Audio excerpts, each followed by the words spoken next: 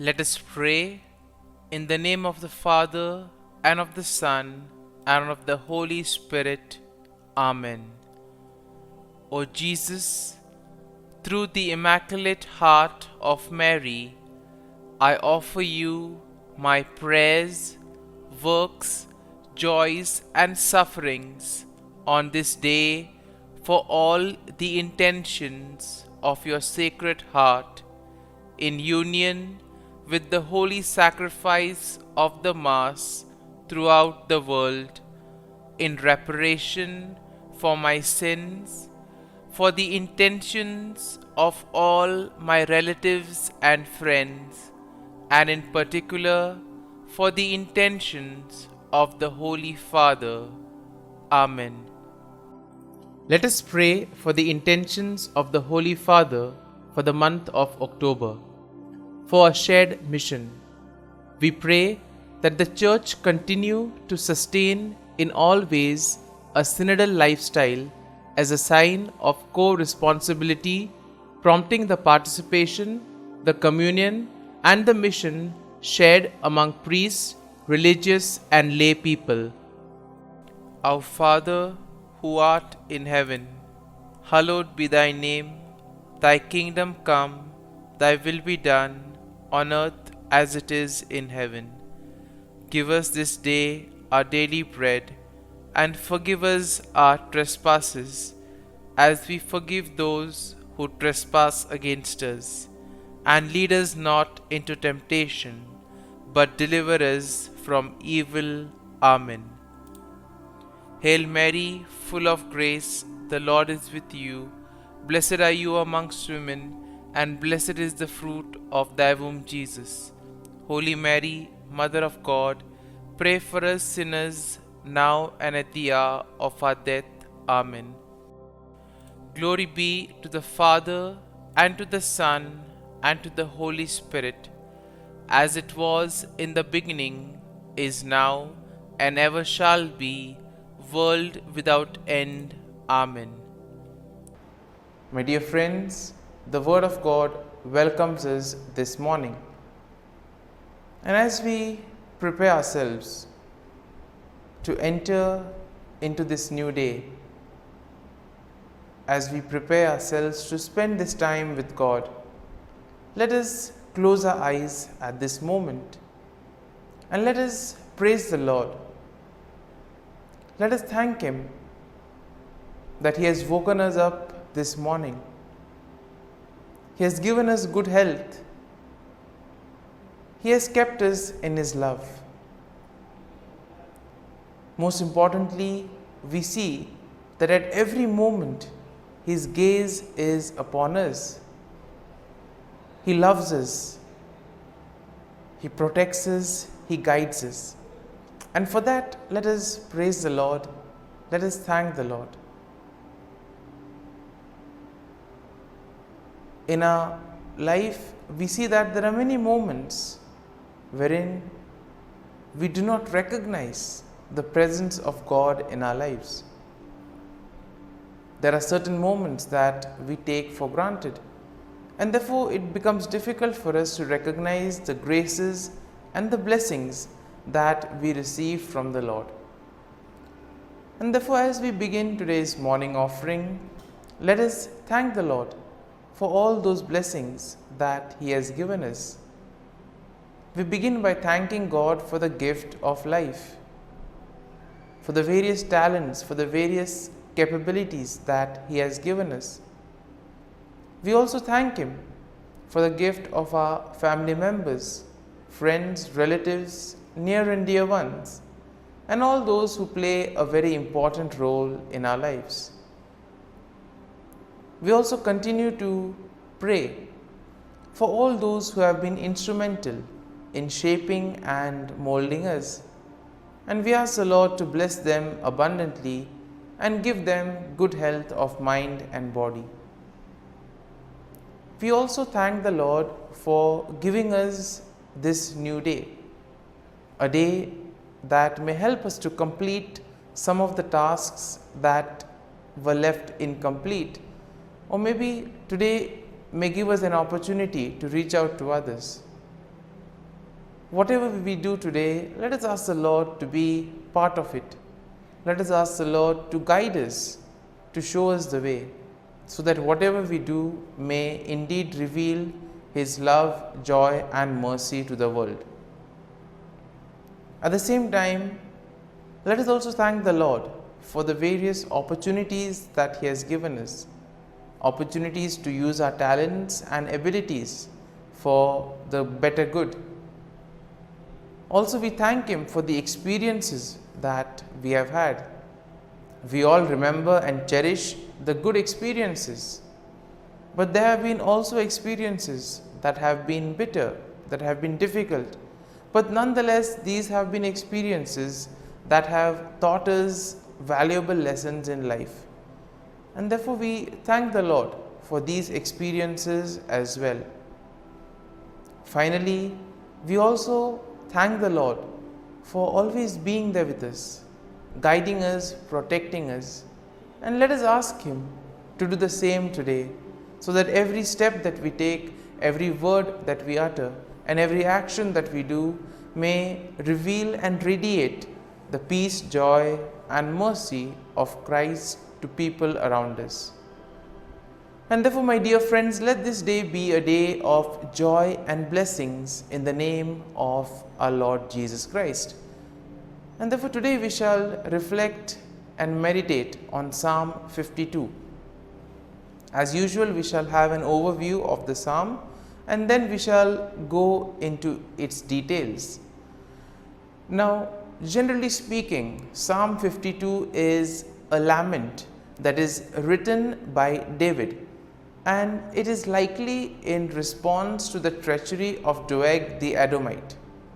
Now, we know that Doeg the Edomite had betrayed David to King Saul, and this psalm is divided into two main sections. So, the first section contains verses 1 to 5, and this will describe the wickedness of Doeg and his eventual downfall, while the second part of the psalm, the second section, which has verses 6 to 9, they offer a contrast between the wickedness of Doeg and the faithfulness of God. Similarly, we see that when we look at the psalm gives us a picture of what it is to be faithful and what it is to trust and place our faith in God. So therefore, verse 1 begins with David directly addressing Doeg, calling him a mighty man who boasts of evil deeds. And then David asks why Doeg boasts of evil and warns him that God will eventually bring him down. In the second verse, we see that David's warning to Doeg continues, and this reminds him that God's judgment will be swift and thorough. David compares Doeg to a sharp razor and a deceitful tongue, highlighting the danger that his words and actions pose.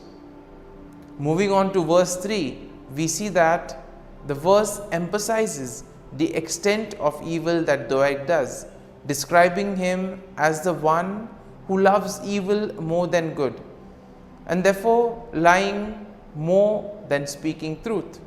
Therefore, we see that Doeg has been one who has been lying a lot rather than speaking the truth and wanting to know the truth. And therefore, Doeg is warned by David that his love of evil will ultimately result in his destruction.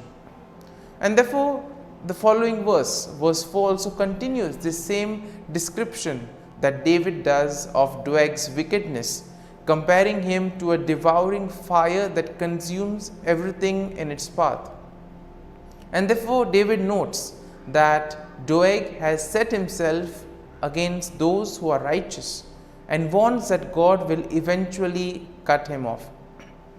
And therefore, this first section is concluded in verse 5, where we have David again warning that God will bring Doeg down.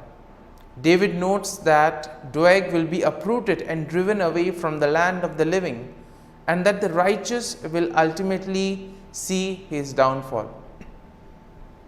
So therefore, this first part of the psalm is kind of a message of hope to most of us. We live in a world where we see so much of evil, where we see so much of corruption. We see so many things being done in the wrong manner. And sometimes we may ask, how is this permitted? How does this happen? And here, this first part of the psalm gives us hope, saying that eventually all those who do evil will have to face the consequences. They will be cut off from the Lord. And therefore, the first section of the psalm emphasizes that we need to do good. We need to focus on the truth, focus on righteousness. We now move to the second section of the psalm. And the second section shows us how David contrasts the wickedness of Doeg with the faithfulness of God. And therefore, this begins in verse 6 with a statement of faith in which David declares that he trusts in God's steadfast love and mercy. Now, verse 7 continues with David's description of God's faithfulness, noting that God will ultimately bring down those who trust in their own strength and wealth. And therefore, we are called to place our faith and trust in God. When we place our faith in ourselves or in the worldly things, ultimately they will lead to our downfall. And therefore, David compares the wicked to a green olive tree, which may flourish for a time, but will eventually wither and die. And therefore, nothing is permanent in today's world. Therefore, we need to place our faith and trust in the Lord, so that when the time comes, the Lord will take care of us. Verse 8 emphasizes this contrast between the wickedness of Doeg and the faithfulness of God, as David now declares that he will praise God forever for his steadfast love and justice. Now, David notes that he will wait for God to act, trusting that God will eventually bring down the evil and vindicate the righteous. And therefore, Psalm 9 will conclude this second section of the psalm. And the conclusion is nicely done with a statement of hope, as here David declares that he will continue to wait for God's salvation and that he will trust in God's name. David notes that God's name is a strong tower in which the righteous may take refuge, and that God will ultimately bring salvation to his people. And therefore, my dear friends, as we reflect on Psalm 52, there may be some kind of a thought or a statement that which eventually would have touched us. Therefore, let us remain with that thought, let us remain with that sentence or statement, and let us reflect on it and apply it to our lives so that it may take root in us.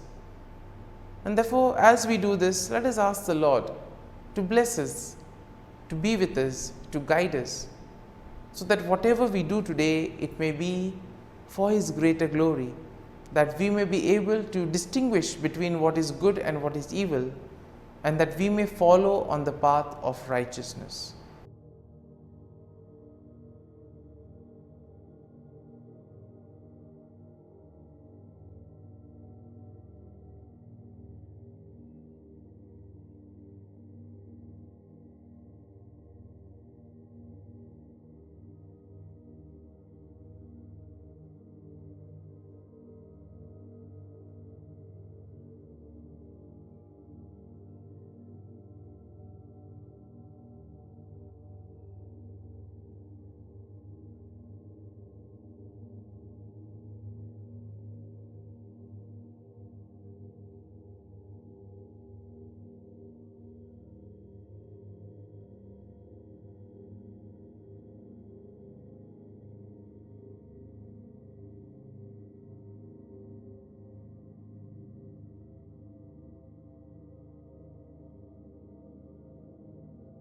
Prayer to Saint Michael the Archangel for protection.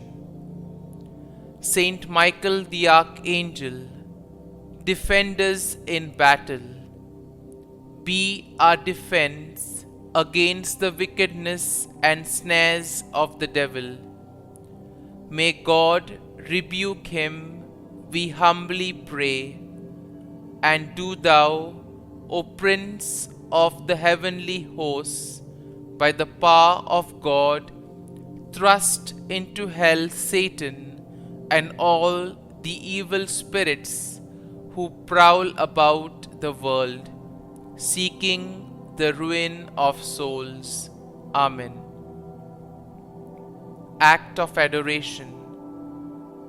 O Sacrament most holy, O Sacrament divine, all praise and all thanksgiving be every moment thine. Saint Gertrude Prayer for souls in purgatory.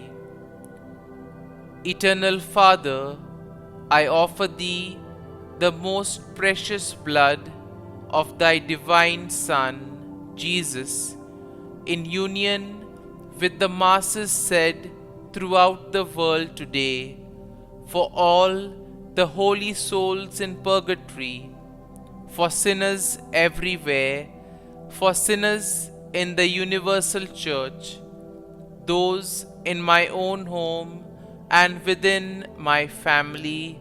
Amen. May the divine assistance remain always with us, and may the souls of the faithful departed through the mercy of God rest in peace. Amen.